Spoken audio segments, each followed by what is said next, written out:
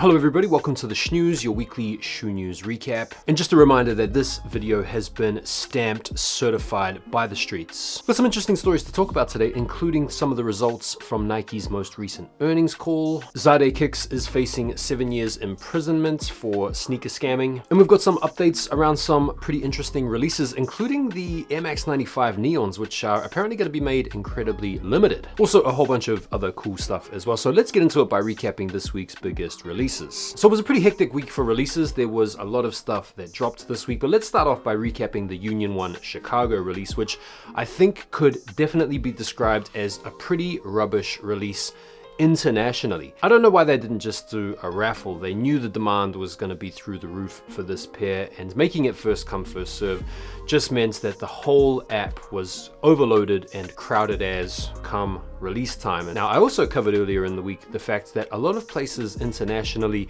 didn't even manage to get a go at the release. In Australia, for example, the sneakers were supposed to go live at something like 9 p.m. and at 8:45 the app was showing that the sneakers had already sold out. I've had messages from people in South Africa, people in Canada saying the same thing.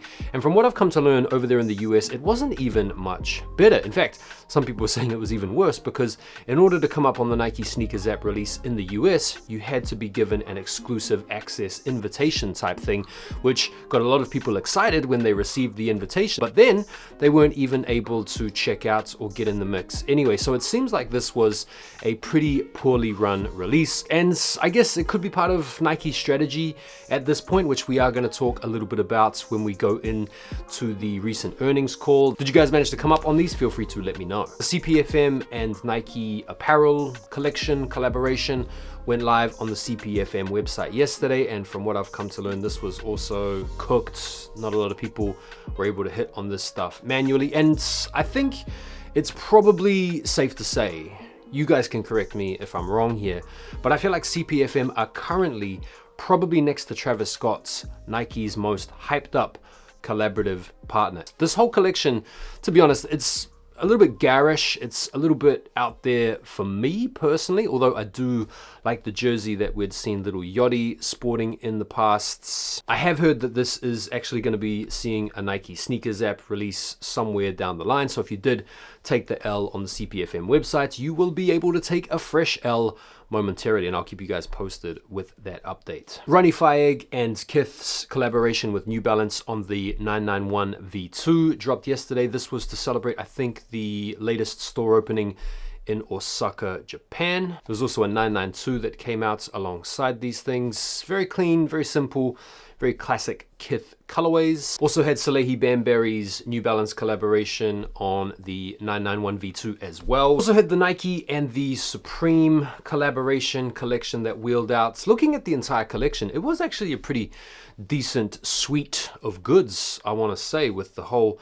tracksuits and the track jackets and the leather jackets. Pretty cool collaboration, to be fair. Pretty much all sold out instantaneously. The Air Max 1s for the sneakerheads were the big hits. Also a pretty exciting release of the Nike Air Zoom Spiridon, the collaboration with Undefeated, that went down today as well. There were some raffles in store, I think at some select Undefeated store locations, as well as an online raffle. Both of these colorways are fire. I particularly like the lighted colored colorway. Did any of you guys come up on these? And then today we had the release of the Jordan 1 Low OG in the Obsidian colorway. I think for some of you guys over there in the US, I could be mistaken here, this release has been postponed to next week in some places, but these were reasonably easy to cop here in the UK. They sold out on the Nike Sneakers app, but obviously the Nike Sneakers app tactic is to pretty much massively underserve the demand on the app so that they sell out of their stock, and then they're giving massive allocations to all of their retail partners. And I feel like the strategy is to build up the hype with these collaborations like the Unions, leave a lot of people hanging, bring out a decent kind of consolation prize that their retail partners can wheel out en masse, and sort of have people hoover them up using the disappointment of the unions as a little bit of motivation there. So we see what they're doing there with the marketing tactics and the scheduling of the product placements. I managed to pick up a pair of those Obsidians off a different website, and I'll be bringing you guys my thoughts when they arrive. Right, let's get into the news, and this first story is probably going to bring some tears of joy to some of you guys out there that have a solid amount of acrimony stored up for sneaker resellers. We are talking about Michael Zadeh, the founder behind the infamous sneaker resale business Zadeh Kicks. He and his co-conspirator Bethany Mockerman this week entered a guilty plea to a series of different charges, including conspiracy to commit bank fraud, as well as charges of wire fraud. And you guys might remember the story back in 2022 when it had first broken. This guy was responsible for taking a lot of people's money on pre-orders for certain sneakers, not being able to fulfill those orders in a timely manner, essentially creating a massive backlog of people who had paid him a lot of money for certain sneakers that he couldn't pay back. And a lot of people were left out of pocket, including a lot of banks that had loaned this couple a lot of money. And instead of paying people back their money or giving the people the stuff that they had paid for, he was busy taking to Instagram, flashing a whole bunch of pretty expensive watches that he was in the habit of buying, as you can see from these pictures here. And as part of his guilty plea, Zadeh has agreed to forfeit significant assets linked to the proceeds of his illegal activities. Notable items included in the forfeiture are the following. So $7.7 million seized from various accounts, as well as luxury items, including 80 high-end watches and 101 luxury handbags. So bro was not trying to do this in a discreet manner whatsoever, and all of this ostentatious flexing is only further compounding the joy that we feel at the justice having now been served. Numerous pieces of fine jewelry, luxury sunglasses, highly coveted pair of the Nike Louis V sneakers, as well as cash proceeds from asset sales, including $43K from the sale of a Lexus. The U.S. Attorney's Office will recommend an 84-month prison sentence as long as Zadeh demonstrates acceptance of responsibility.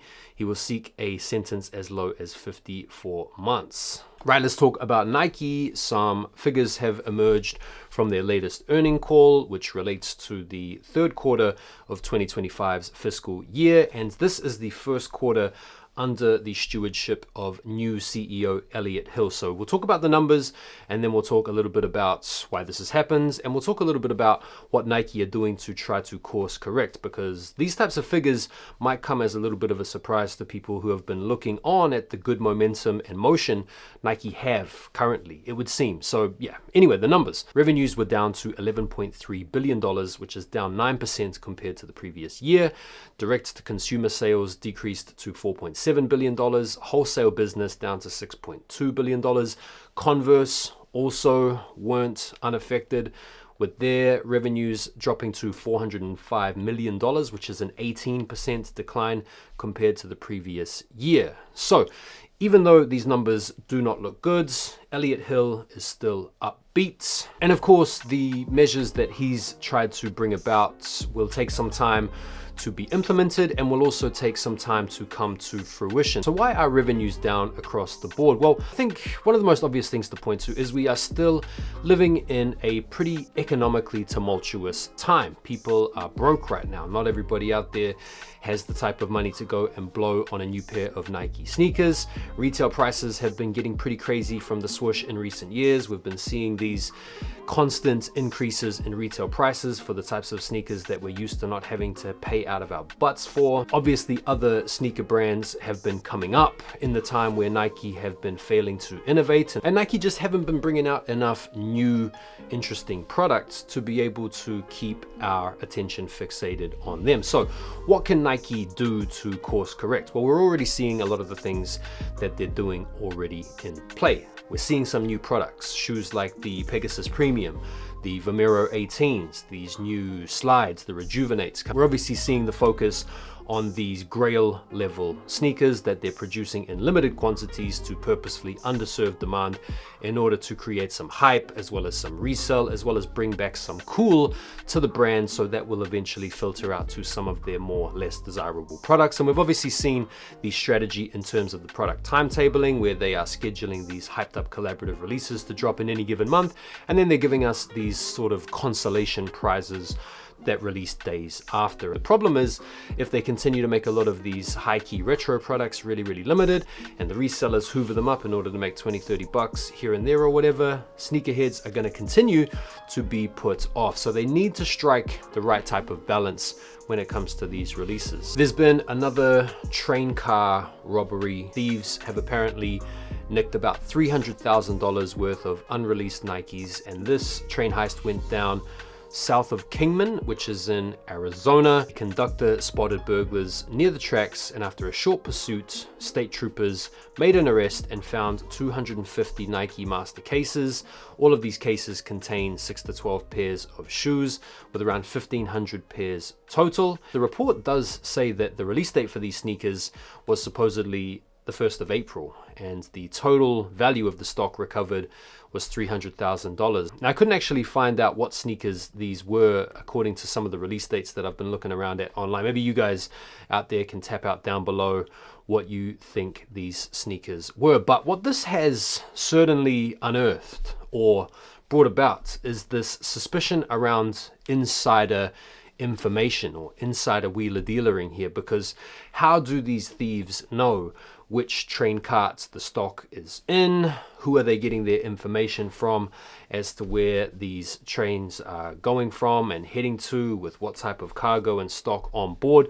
I did make a video around about a year ago tying together some of the threads between the world of organized crime as well as these targeted retail thefts, particularly with unreleased Nikes, because as you guys know, the market for early pairs is really valuable. If you can secure these pairs months before they even come out, you can command a massive premium on a sneaker that you've already gotten for free, essentially, with the robbery. So yeah, the extent to which this whole organized crime thing is playing out is evident to see in that these guys know exactly what they're targeting. So if it's some promo material for the upcoming, now imminent release of the J-Tips Saucony Grid Jazz 9, the I Love You But I'm Busy collaboration. These are going to be releasing on March the 28th, I think, through J-Tips website, and then a later release more widely spread throughout the retailers, etc. 160 bucks, and this colorway is true to form, all J-Tips all day.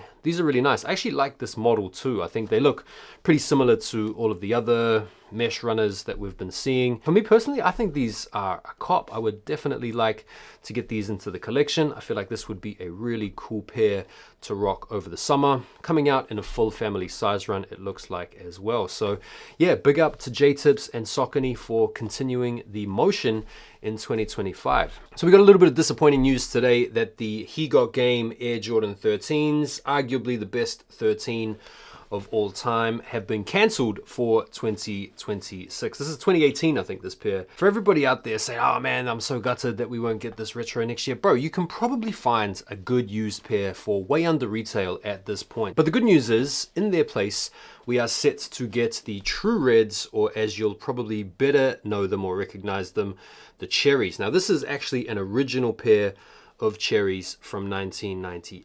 You can see the tag in there. The old made in China. You can tell by the shape, actually. My real ones out there will know. And these are actually separating a little bit, but hey, can still rock these nonetheless. Now the Cherries, for a lot of people, are right up there as well. It's another one of those OG colorways. So yeah, I think it's pretty cool that we're going to be getting these. And unlike the He Got Games, which I don't really need, I might have to get a replacement for these. We've got some release date update info, as well as some numbers update info around one of this year's most exciting retro sneakers for a particular type of sneakerhead. We're talking about the Air Max 95 Neons. For some people, the 95 is like their favorite Nike model of all time. For other people, the 95 is an abominable shoe. The release date updates go like this. These have apparently already released in Japan. These are scheduled to release in April on the 4th in select stores in NYC, LA, Chicago, as well as along the I-95 routes, which is kind of cool.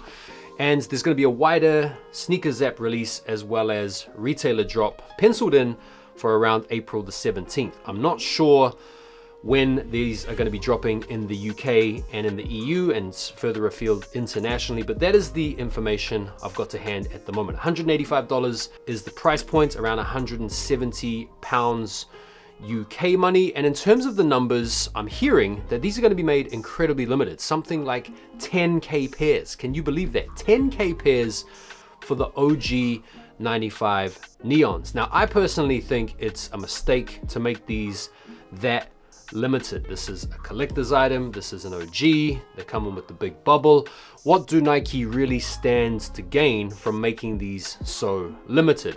All they're going to be doing is putting money into the resellers' pockets. This feels like the type of shoe that you want as many people as possible to have the opportunity to buy, because it's such an iconic sneaker and it's such a collectible shoe for a lot of sneakerheads out there. So if they do make these really limited, I would be wondering what the rationale is behind that. We were just talking about Nike's recent dip in revenues. This seems like an easy cash cow to cash in on. Bro, I don't know. Cool shoe though nonetheless, but 10k pairs is ridiculous. But our first look at the Jordan 3 Pure Moneys. And we've got these images courtesy of XC Sneaker. One of the features that is good to see return is the Pure Money text just underneath the rear heel tab. He's got his potato picture, camera phone out again. In this particular photo, you can get a good read on the leather. It seems like he's accidentally hit focus for this picture, so we can actually get a good read on what's going on. The toe box looks really good.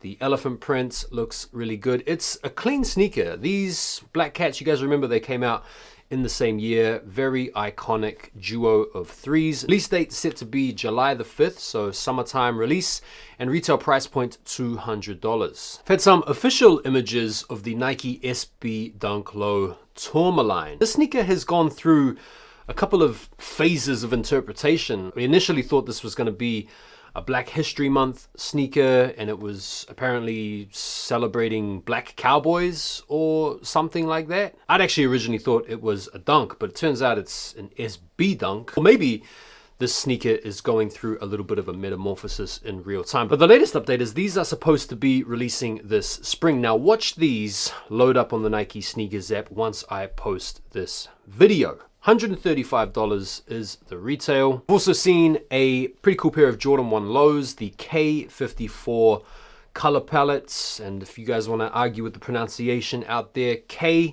is French. Je ne parle pas français. I don't speak French, but it's not quai. Okay, so don't at me in the comments saying, bro, it's quai, man. You're mispronouncing French by saying it properly. Now, the K54 basketball tournament is usually around July. I was there a few years ago, actually. Very cool street ball tournament. They usually come out with some pretty cool sneakers. This colorway looks pretty dope. They have a bit of a pollen vibe about them. New Balance have unveiled their spring summer Made in USA collection. There are 9 sneakers to take a bit of a gander at. I don't know, they look nice, they look clean, they look like they'd probably be worth waiting around on to go on sale at the turn of the season, to be honest. Nike is making an Air Max 95 for nurses. Apparently. I'm not sure if this is real or if this is trolling. You guys know how sneaker content goes sometimes. It's hard to know whether or not people are being serious when they're covering certain shoes. So anyway, we have an all-white Air Max 95. It's been remastered with restored air units, materials, and it's apparently coming out sometime in the summertime, and it has been made with key workers or essential workers in mind who have certain uniform conditions that they need to meet. Nurses aren't just restricted to the confines of Crocs. No, they can wear all white clean trainers, and this particular Air Max is dropping in order to fulfill that role. Bro, I don't know what's going on. Is this cap or not? Let me know. We've had another colorway of the Jordan Comfort walking shoe. That's right, the Air Jordan New Balances are here, and we've got a new colorway which is pretty much based, according to these images, on the Tiffany collaboration on the Air Force One that we've seen. This is a pretty cool looking shoe if you're in your dad mode era, if you're like me and you're loving the whole comfortable shoe era. This is probably a pretty attractive proposition. $115 is the price point as well. Nike is bringing back their inflatable jacket from 2008. I think this jacket first came out, and I can't think of a more pointless jacket that could be better suited to going viral on social media than this thing. You guys have probably been bearing witness to the somewhat cringe color changing trend, or the heat reactive garms that have been going viral over the past few years. Bro, I can see all the content creators out there right now completely frothing and becoming more engorged by the minute as they watch videos like this, where this jacket essentially blows up to take on the guise of my forehead whenever I see some cringy content on sneaker TikTok. Right, so it's Air Max Day coming up this week on the 26th. Kind of feels like the whole Air Max wave has gone a little bit under the radar this month, at least from Nike, according to me. There are a few pretty cool sneakers releasing though. I think the big one, or the one with the most hype around it so far that we've seen, are the Air Max 1 Polys, the Big Head Origins, the Donkey Kong joints. You've also got a couple of Air Max DNs. You've got the regular DN in the green strike colorway, which is an Air Max Day exclusive, I think. Then you've also got the snakeskin as well. Then you also have the Division Street Air Max 95/97 Oregon Ducks. I think this is going to be a more exclusive release on the GOAT app, as well as in select Flight Club locations, with proceeds benefiting members of Division Streets. And you also have a DN8 green strike as well for Air Max Day, as well as an all black DN8. So there are a few pretty cool Air Maxes releasing on Air Max Day, but it's not giving me mad energy. I feel like had they brought out, say, the neons, the Air Max 95s for Air Max Day, that would have been a good move, but hey, what do I know? March the 27th, the Stone Island collaboration with New Balance on the 998s. 28th, the Vans collaboration with Gallery Departments on the Authentic. Most of us will look at these as some shoes that have been ruins, but for people that are more fashionably inclined, you will probably be willing to pay $500 for these on the resale market. Also got the Reebok Engine A Solar Lime colorway. 28th, the J-Tips Saucony Grid Jazz 9. And then on the 29th, you've got the trio of A Ma Maniére releases. The raffles, I think, have pretty much been and gone on the A Ma Maniére website for the Air Force One Low hand wash, for the Love 3s, as well as the hand wash cold Air Max 95s. And also on the 29th, you've got the unheard of Eddie Star cushion, the pork chop. This shoe is like limited as. Apparently there's something like 1,500 pairs or something like that.